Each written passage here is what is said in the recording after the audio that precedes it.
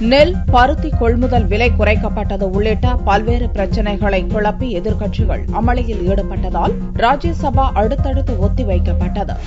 திங்களன்று ராஜ்யசபா கூடியதும் நெல் மற்றும் பருத்தி கொள்முதல் விலையை அரசு குறைத்துவிட்டதாக காங்கிரஸ், சமாஜ்வாடி, இடதுசாரிகள் உள்ளிட்ட எதிர்க்கட்சியினர் பிரச்சினை கிளப்பினர். பருத்தி கொள்முதல் குவிண்டால் ஒன்றுக்கு 7,000 ரூபாயிலிருந்து 3,000 ரூபாயாக குறைக்கப்பட்டுவிட்டதாகவும் இதனால் விவசாயிகள் தற்கொலை செய்ய தூண்டப்படுவதாகவும் காங்கிரஸ் எம்பி அகமது பட்டேல் குற்றம் சாட்டினார். இக்கருத்தை தேசியவாத காங்கிரஸ் தலைவர் சரத் பவாரும் முன்வைத்தார். மகாராஷ்டிராவில் 10,000 விவசாயிகள் தற்கொலை செய்து கொண்டுள்ளதாக பகுஜன் சமாஜ் கட்சி தலைவர் மாயாவதி கூறினார். லோக்சபா தேர்தல் பிரச்சாரத்தின் போது விவசாயிகளின் விளைபொருட்களுக்கு 50% கூடுதல் விலை வழங்கப்படும் என்று பிரதமர் மோடி உறுதியளித்ததை சுட்டிக்காட்டிய மார்க்சிஸ்ட் உறுப்பினர் சீதாராம் யெச்சூரி இதுகுறித்து அரசு பதிலளிக்க வலியுறுத்தினார். காங்கிரஸ் மற்றும் சமாஜ்வாடி உறுப்பினர்கள் சபை மையப்பகுதியை முற்றுகையிட்டு அரசுக்கு எதிராக கோஷமிட்டதால் கடும் அமளி ஏற்பட்டது. இதனால் சபையை முதலில் 5 நிமிடத்துக்கு ஒத்திவைத்த துணைத் தலைவர் PJ குரியன் பிறகு பகல் 12 மணி வரைக்கும் ஒத்திவைத்தார்.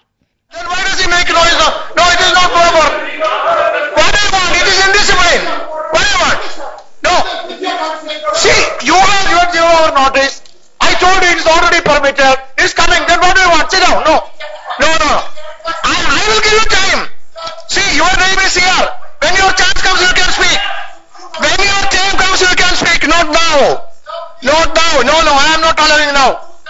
I cannot allow like that. I am not allowing, no.